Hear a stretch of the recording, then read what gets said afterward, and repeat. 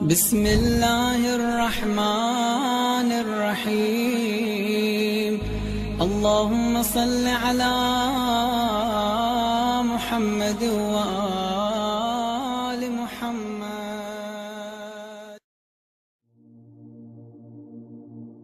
قرآن کریم میں جن ایلیمنٹس یا دھاتوں کا ذکر کیا گیا ہے ان میں لوہا بھی شامل ہے، جس کے بغیر آج کی جدید زندگی اور بلند و بالا عمارتوں کے وجود کا تصور بھی ممکن نہیں۔ قرآن کریم کے نزول سے قبل لوگوں میں یہ نظریہ پایا جاتا تھا کہ لوہا زمین کی سطح میں قدرتی طور پر پایا جاتا ہے، مگر جدید سائنسی دریافتوں سے ہمیں معلوم ہوا کہ لوہا زمین کی کرسٹ کا کل 5% حصہ ہے اور زمین کی کور کے زیادہ تر حصے پر مشتمل ہے۔ زمین کی کرسٹ میں یہ ہیماٹائٹ اور میگناٹائٹ دھاتوں کی صورت میں پایا جاتا ہے، جہاں سے اسے صاف کر کے الگ کر لیا جاتا ہے، جو ایک لمبا صنعتی مرحلہ ہوتا ہے۔ زمین کی سطح اور اندرونی حصے میں موجود یہ لوہا قدرتی طور پر وجود میں نہیں آتا، بلکہ آسمان سے میٹروئڈز یا شہاب ثاقب کے زمین پر ٹکرانے کے نتیجے میں زمین کی سطح تک پہنچا، جو اپنے اندر لوہے کی ایک کثیر تعداد پر مشتمل تھے۔ یہ شہاب ثاقب خلا میں پائے جانے والے بہت بڑے بڑے ستاروں کے پھٹنے کے نتیجے میں وجود میں آتے ہیں۔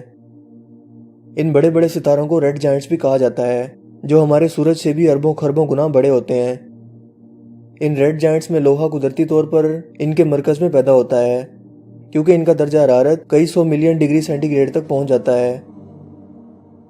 یہ ریڈ جائنٹ ستارے جب اپنی طبعی عمر پوری کر لیتے ہیں تو ایک طرف جہاں ان کا درجہ حرارت بہت زیادہ بڑھ جاتا ہے، وہیں دوسری طرف جب ان کے مرکز میں لوہا پیدا ہو جائے تو وہ ایک عظیم دھماکے کی صورت میں پھٹ کر خلا میں شہاب ثاقب کی صورت میں بکھر جاتے ہیں،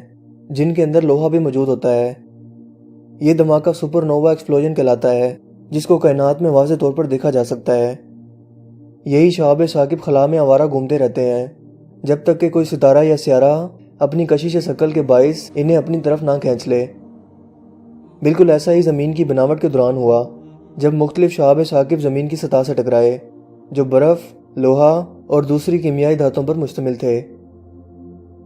لہٰذا لوہا زمین پر نہیں بنا، بلکہ خلا میں پھٹنے والے شہاب ثاقب کے ذریعے آیا اور زمین پر نازل ہوا۔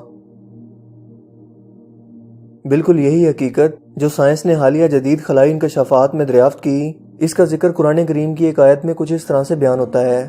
الحدید سے مراد لوہا ہے، اور ارشاد ہوتا ہے ہم نے لوہا اتارا، پس اس میں خطرہ بھی شدید ہے اور لوگوں کے لیے فائدے بھی ہیں۔ اس آیت مبارکہ میں واضح طور پر بیان ہے کہ اللہ پاک نے لوہے کو آسمان سے زمین پر اتارا، جس میں لوگوں کے لیے اسلحہ اور جنگوں کی صورت میں خطرہ بھی موجود ہے اور عمارتوں اور جدید ترقی کی صورت میں فائدہ بھی۔ مزید اس آیت مبارکہ میں لفظ اتارنا کا استعمال خاص طور پر صرف لوہے کے لیے استعمال ہوا ہے، جبکہ اس کے علاوہ کسی دھات کے بارے میں یہ نہیں کہا گیا، جو حالیہ سائنسی معجزے پر دلالت کرتی ہے، جسے 7ویں صدی عیسوی تک قرآن کریم کے نزول تک نہیں جانا جاتا تھا۔ یہ واضح کرتا ہے کہ قرآن کریم اللہ تعالیٰ کی ایک سچی کتاب ہے اور قیامت تک کے انسانوں کی رہنمائی کے لیے واحد ذریعہ رہے گی۔